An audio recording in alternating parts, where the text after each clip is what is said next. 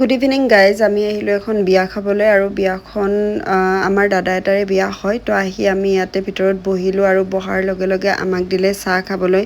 তো এইপিনে চাহ তাহ খাই আমি আহিলোঁ ভাত খাবলৈ। তো ভাতৰ লগতো বহুকেইবিধ আইটেম আছিলে। তো ভাত পানী খাই আমি তাৰ পৰা ওলাই আহি আমি আহিলোঁ ছয়গাঁৱত মেলা বহিছিলে। তো ভাবিলোঁ এবাৰ মেলাত সোমাওঁ। তো এয়া মেলাত সোমালোঁ আৰু ইমান ধুনীয়া ধুনীয়া বস্তু আছিলে নহয়। এইপিনে বাইদেৱে বস্তু চাই আছে আৰু মই কি কৰিম, মই ভিডিঅ' বনাই আছোঁ আৰু বহুত ধুনীয়া ধুনীয়া বস্তু ওলাইছে আৰু চবতকৈ ধুনীয়া লাগিছে ইয়াত ট্ৰেণ্ডিং খাৰু, সেয়াও ওলাইছে।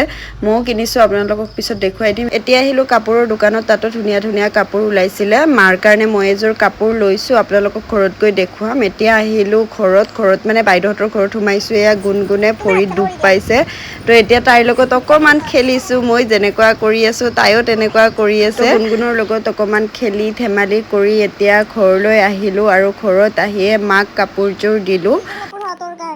মাক কাপোৰযোৰ দিয়াৰ পিছত মায়ে কাপোৰযোৰ ভাল লগা বুলি ক'লে আৰু ভাল লাগিলে। বিহুৰ বতৰত ময়ো মোৰ ফালৰ পৰা মাক কিবা এটা দিব পাৰিলোঁ।